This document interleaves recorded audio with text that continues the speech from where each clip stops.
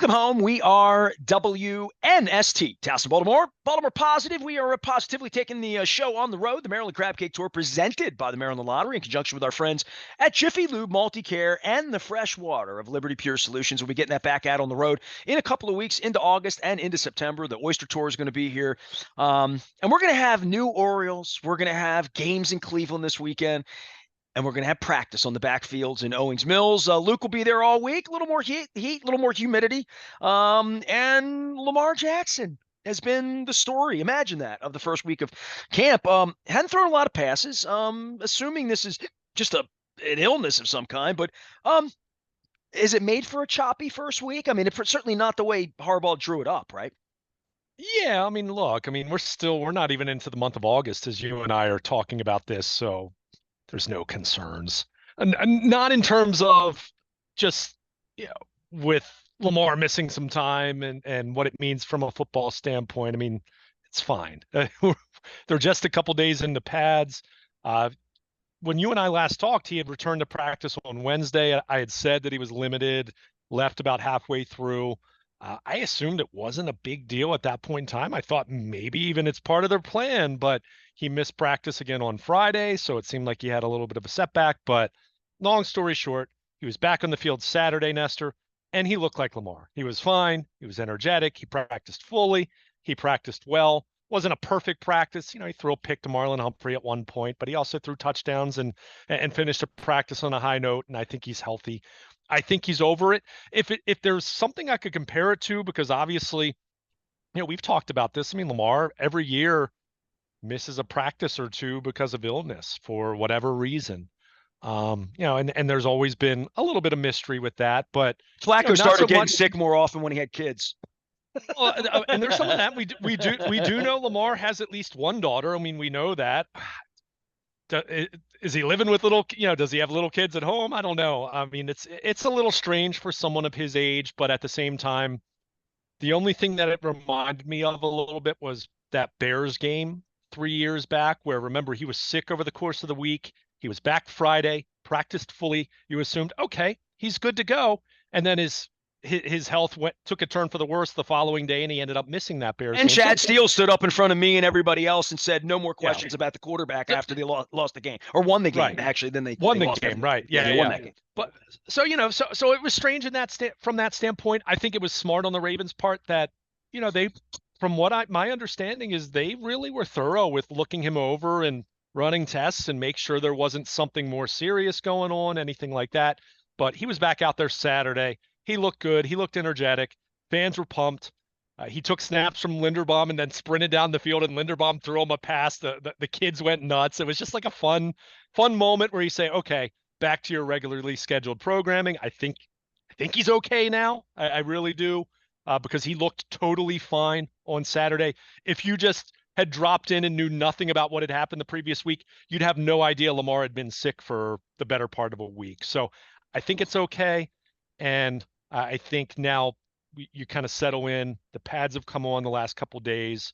Business picks up a little bit.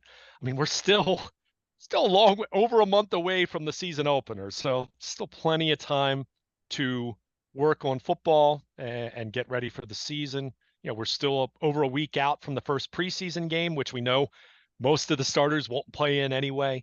But it's definitely, you see the difference. I'll say this much, and this is probably a Captain Obvious statement, because you're talking about an undrafted rookie in Emory Jones, a 6th-round rookie in Devin Leary, and Josh Johnson, who's 39 years old, and I think has made 2 starts in the NFL since 2018.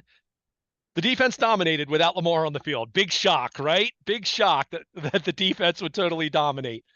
But with him being back out there Saturday, much more competitive. Offense looked a lot better, as you would hope, as you would expect. And now we just get into, okay, Lamar's back, he's practicing. Now you settle into what will be the dog days of camp as the pads have come on.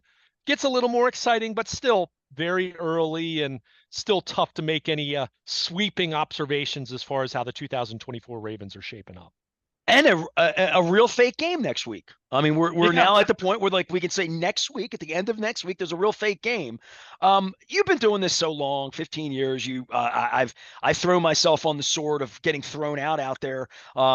I never liked being out there this time of year. What do you see? I mean, this is on a daily basis. I ask you observations and things you're seeing. The one thing I would say for Linderbaum throwing passes to Lamar and stuff is they are a little performative when the kids come out, and there is a little different pop when you have to pull up out there and it's hard to park and there's people and people feel lucky to get tickets and everybody's got a kid and everybody wants an autograph. It's a different kind of playing to the room than the practices you'll see that they lock you out of primarily and make you stand somewhere in Reisterstown to watch the practice in Owings Mills. Yeah, I mean it's a different everything. So many people, lots of bodies moving around, lots of fans moving around, the heat. There's a different energy out there this time of year.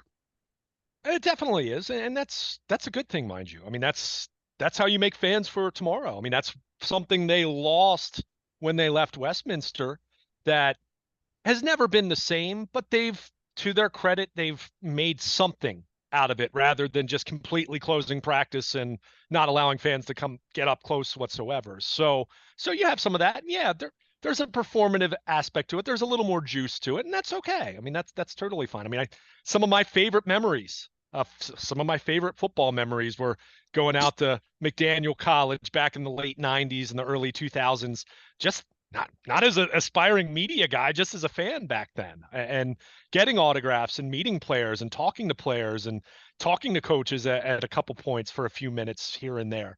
That you don't have that level of intimacy. You don't have that level of where there was such a organic and spontaneous way that you could do that. If you had a half day off from work, you could decide that morning you were going to go out there. Whereas now, with the tickets and signing up for it and all that, that's it's a much more controlled environment in that way. But it's fun, and I think for the players, to a man, having talked to plenty of players over the years, they like having fans out there for this time of year, because there is a monotony to it that it does get tedious, where you look at a schedule and you say, oh, we've got 6 straight days to our next day off, and we're going to be sleeping in a hotel that is better than the Best Western back in the day in Westminster, but it's still a hotel. It's not at home, and you got a long day where you got meetings and you're on the field, and even though it's not 2-a-days, it's still it's still taxing. So they like having the fans out there. I mean, they do, and the organization should want to have the fans out there. Again, that's how you grow and maintain a brand for the long haul. So from that standpoint, certainly notice a different vibe, a different energy. I mean, Lamar's entering year 7, and I will continue to say the energy, the reaction that he solicits from fans just by jogging out to the field. I mean, the only thing that it compares to is, I don't know, Ray Lewis in his prime, right? But it's still different when it's the quarterback. It's just a different element. But that's something that even years into the Lamar era now, that is still amazing to me, and it speaks to why he's a $260 million quarterback. I mean, that's the kids. Say what you want about old guys like us, the kids. I mean, Lamar's everything. They don't care about the history of Ray Lewis and Ed Reed, and it's Lamar. I mean, Lamar is the Ravens to them, to a 10-year-old. And for him to be back out there, I mean, it certainly creates a different environment. Like I said, creates a different competitive It's balance. funny you'd say that. To a 10-year-old, Lamar is the Ravens because he's been here long enough now that he's the Ravens, right? Yeah. Yeah.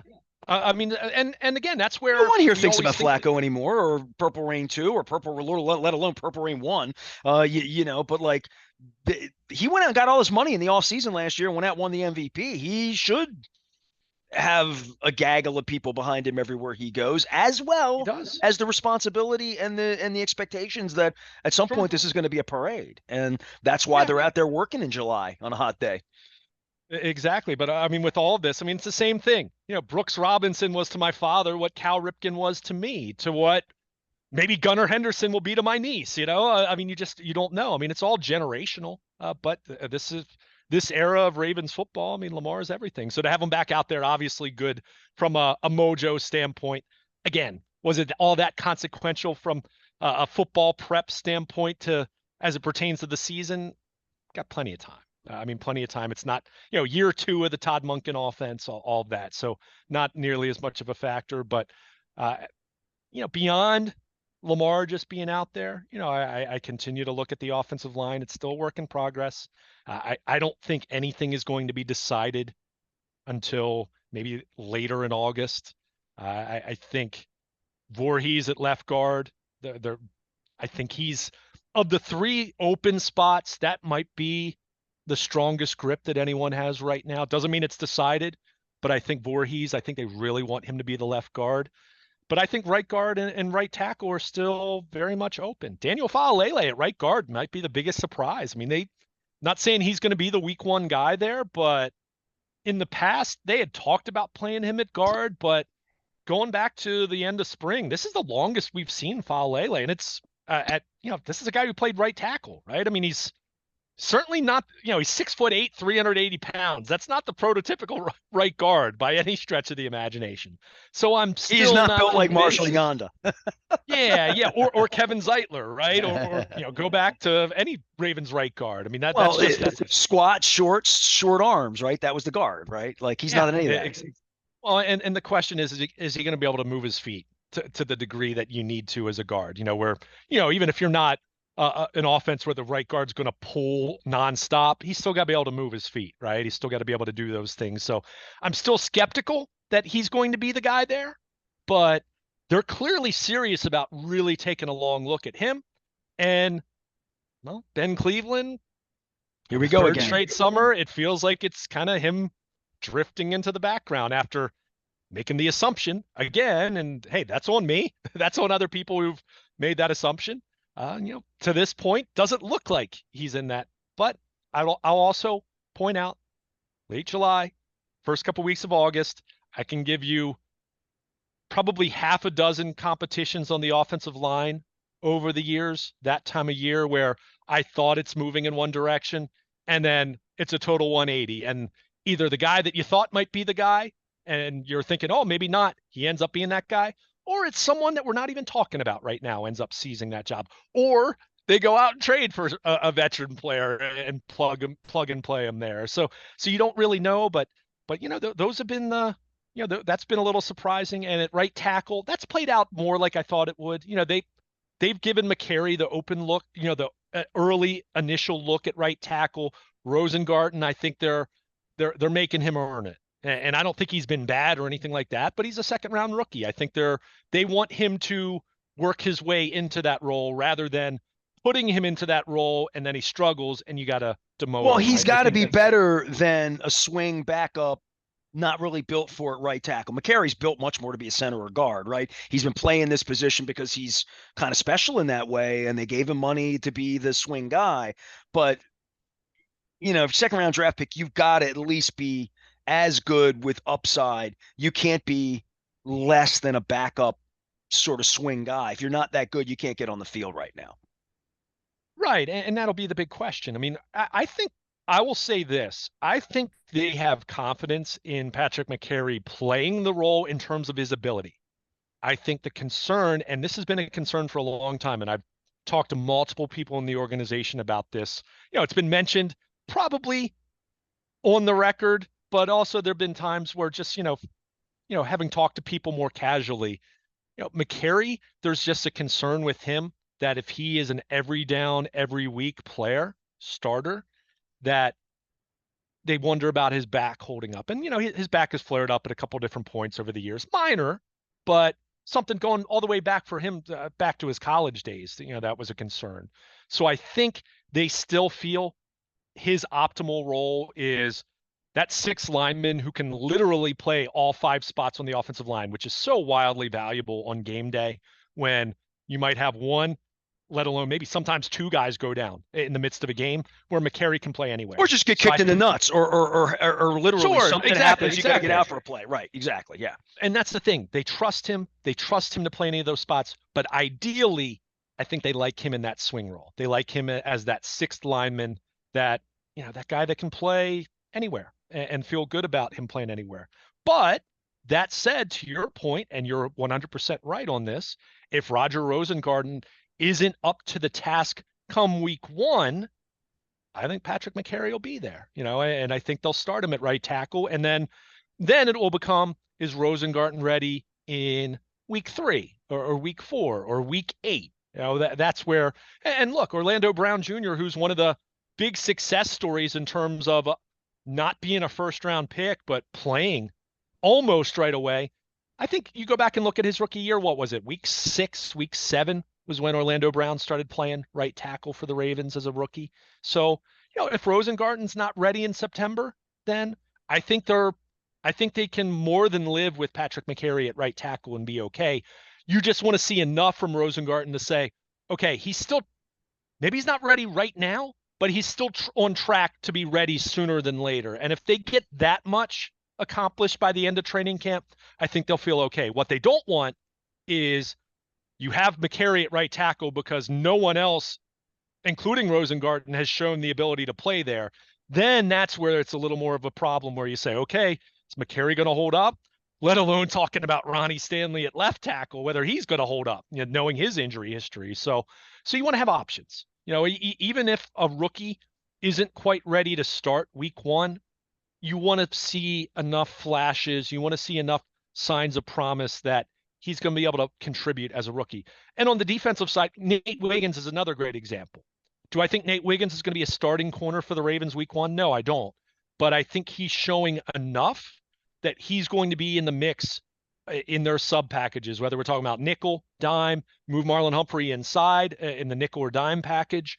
I think Wiggins is on track there because the thing that I've liked about him, even though all we've talked about is he's so wiry and skinny and he needs to put on weight and he's so light, he shows a toughness. I've seen him, and it's only been a couple days in pads, but he'll mix it up. I have not seen him shy away from contact. And when you're talking about someone who he's listed at 182 pounds, I don't know if he's actually 182 pounds.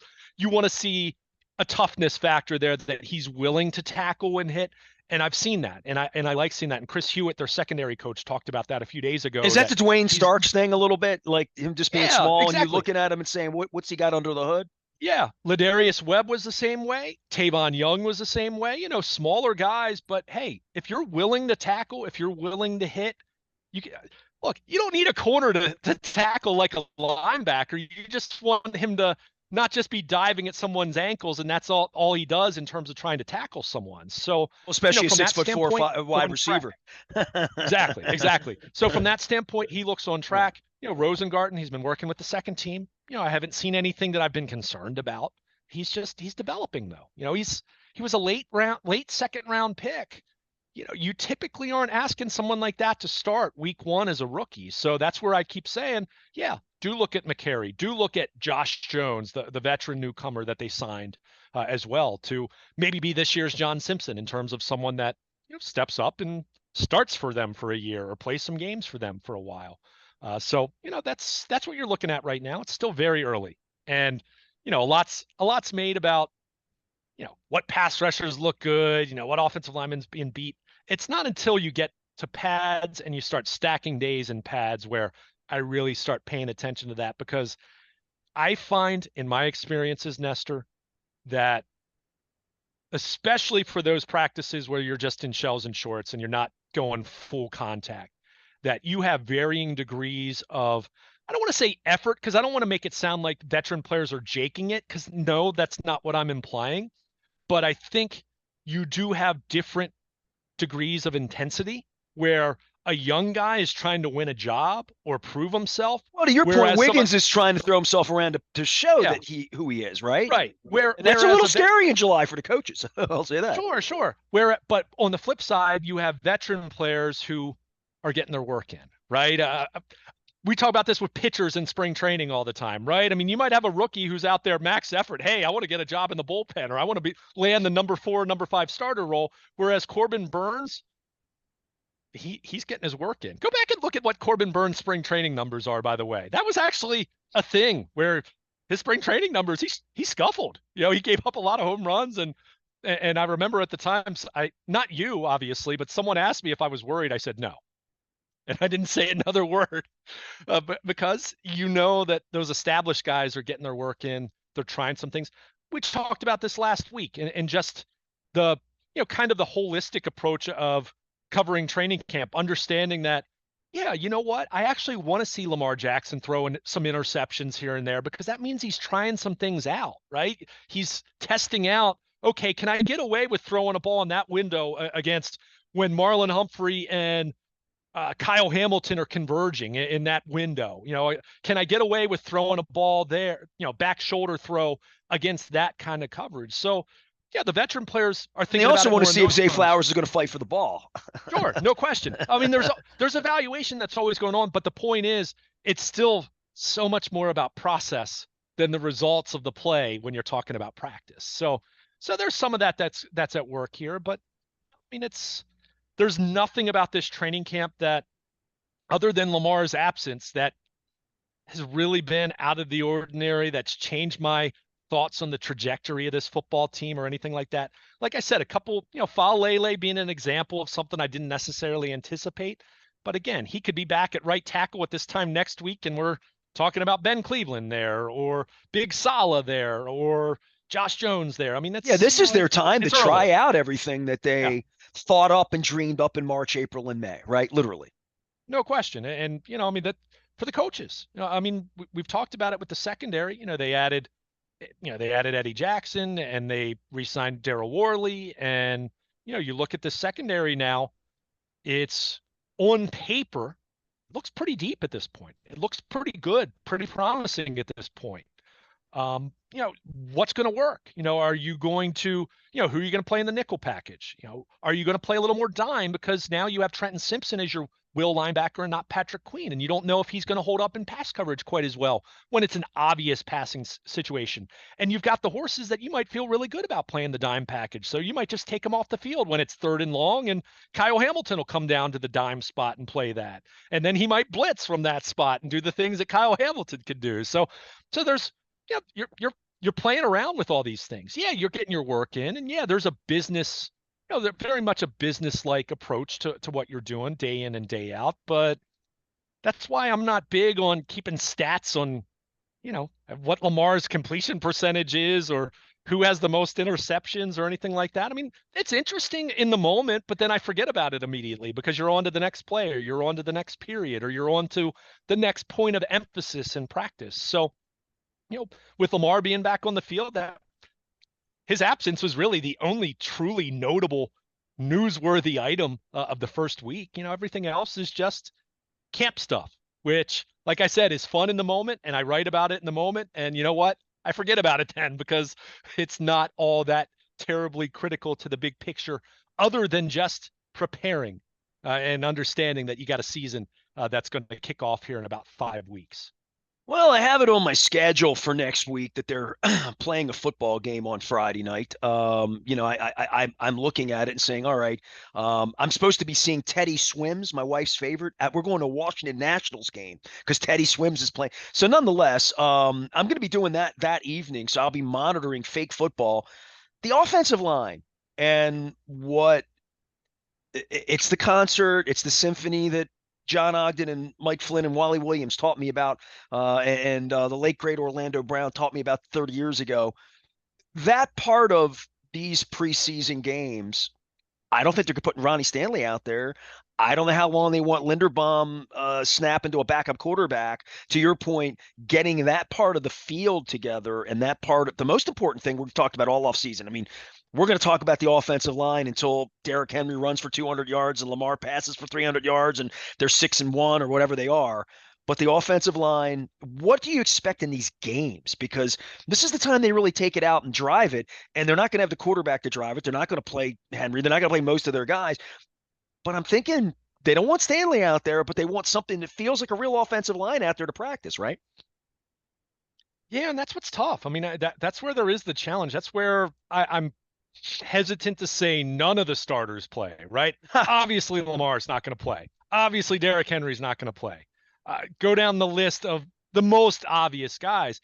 But even what you mentioned, and let me be clear, I'm not saying that Linderbaum and Stanley will play or that they should play, but there probably is at least a reasonable argument to be made that maybe they should play a little bit because you are trying to build this cohesiveness with your offensive line once you actually decide who the five are going to be. So I think early on, I don't expect that we're going to see them, to be clear. If you're asking me yes or no, I'm going to say no on They those don't guys. care But how yeah, the offensive line looks next week, right? They care more on the right. backfield. Right. I got you. Okay. I think you want to see how individuals on the offensive line look next week. But still, we're talking about Rosengarten. We're talking about Andrew Voorhees. We're talking about Daniel Faalele. We're talking about Josh Jones.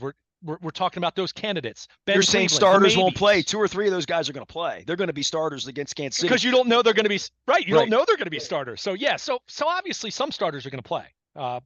Defensive line, I expect Travis Jones is going to play some, even if he's not going to be a starter. He's going to play a lot. He played a lot last year, So it's not as though it's all 22 starters, but it's, your core established starters aren't going to play. So All the how guys does with the rest single of that digits look? won't play except for Tucker. He'll kick.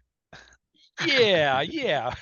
That's where we are now. So, Single digits are all, Roquan, Lamar, Zay. That's where we are now. It's all single digit. All the retired numbers are going to be zeros and ones and twos moving forward, like the Yankees. But it is.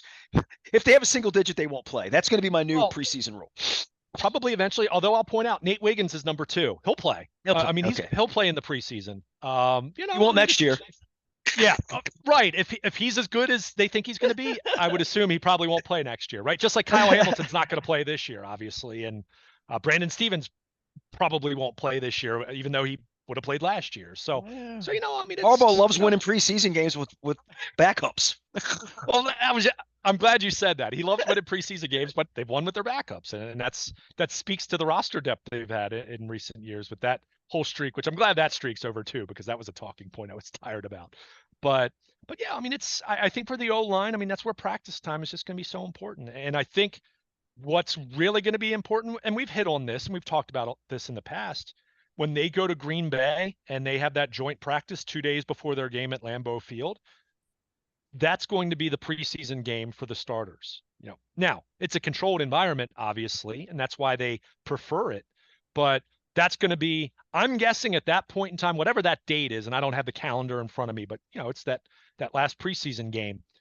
They're going to want to know, they're going to want to have a really strong idea of what their O line is at that point, what their O line is going to be for Kansas City a couple weeks after that.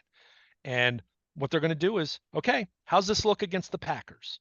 Packers aren't the best defense in the NFL by any stretch of the imagination, but how's it look? How's it look against guys who don't know our plays, guys who don't go up against Lamar Jackson and Derrick Henry in practice every day? And that'll be an evaluation tool for them. But for the most part, especially when you're talking about Linderbaum and Stanley, yeah, they're gonna want to see what all these other guys look like, kind of in isolation, and how are they handling the job? How are they doing in terms of pre-snap penalties and pre-snap discipline and technique and understanding their assignments. So there's a lot to be decided with that. And I remember back in the spring, Harbaugh made a comment, and he was asked about this, so it's not like this was unsolicited, but he made a comment about ideally they would have a decent idea of what their starting offensive line is going into the preseason game. Well, he's already walked that back because he was asked about that, and he said, look, I'd love that. In a perfect world, yeah, we would know. Is that realistic? Probably not. And look, I would have told you that they're not going to know for sure at that point. That's why you have the preseason, especially when you're filling 3 open jobs. I mean, that's just the reality of where they are right now. I mean, you moved on from 2 really established veteran starters, and John Simpson, who played just about every snap, or I think maybe did play every snap for them last year, led them in snaps anyway. So on the O line. So yeah, that's a lot to replace there. And doesn't mean that they won't figure it out, but are they going to have it figured out August 1st? No. Are they going to have it figured out on August 15th? Maybe. Are they even going to truly have it figured out on September 5th in the sense of the starting 5 that night in Kansas City is guaranteed to be their starting 5 all year long? There's a good chance that that's even a no at this point. So it's very much a fluid situation. And what we see, if I could tell you one thing, the O-line that you see during mandatory minicamp is quite often not the O-line that you see the second week of August, which is not quite often not the O-line you see week one, which not all the Certainly. time, but sometimes is not the all O-line you see come week 15. So, I mean, that's just their injuries, their performance concerns. There's someone that emerges that you don't expect. Maybe it is Daniel Faalele at right guard this year, but there's a lot to figure out. And I don't say this to be an alarmist, but I think you're kidding yourself if you don't at least have some measure of concern in saying, all right, Tyler Linderbaum was a Pro Bowl center next year. I feel great about him. I think he's excellent. Whether he's the best or the second best or the third best or the fifth best center in football, he's somewhere in that group, or at least is rapidly in becoming that guy. So I feel great about him. After that, is there any sure thing? No, including Ronnie Stanley, which the pay cut that he took suggested that he's not a sure thing anymore. I mean, he knows it, let alone talking about the team. So there's a lot to figure out here. That doesn't mean they won't figure it out. It doesn't mean they won't have a good offensive line come October. But there's a lot to figure out here, and there's a lot of unknown. And for a team with Super Bowl aspirations, that's why I said all along, it's real easy to say, oh, we're going to move on from Kevin Zeitler and Morgan Moses. Real easy to say that in March and April because you've got time. Well, they still have time right now, let's be clear, and they still could make a veteran addition before it's all said and done. But there's a lot to figure out. And as we've seen before in the past, not just with the Ravens, but with any team, look at the Bengals in recent years. There's a real close example to go off of. There are few things that can sink a team's championship aspirations quicker than having major problems on the offensive line. So I'm not saying they will, but they certainly have to figure it out. And they have a big pool of candidates, but you need three guys to emerge that look like they're ready to handle the job. And at this point in time, they're candidates and there's intrigue and there's interest. And we've talked about the names and we'll continue to talk about them. But until they go out and prove it, there's still going to be a lot of unknown about what the state of the offensive line is going to be and what impact that has on this offense that overall has very high expectations, of course. And on tomorrow's program, we'll discuss Joe Burrow's blonde hair because it's July and it's football conversation. Luke Jones is here. He's Baltimore Luke. 8 baseball games in 7 days, 6 practices in a row. They don't allow me to come to practice or come to the games. Only our Caucasian employee gets to do that. So Luke will be doing both. He'll look like he's slicing and dicing and doing double headers and backfields, and you'll hear things in Luke's locker room out at Baltimore Positive, and you'll hear our conversations all week long. I have been in Cleveland the last couple of days. I'm headed back to Baltimore. Baltimore's headed to Cleveland at the end of the week, and of course, a couple games and a trading deadline here. Luke, I hope you're resting comfortably here, getting a little bit of rest. The trading deadline will be over and we'll be on to just the offensive line and pennant race baseball beginning here in about 48 hours. He is Luke Jones. You can follow him at Baltimore Luke anywhere the internet travels. You can follow both of us and all of our work at BaltimorePositive.com. Stay with us.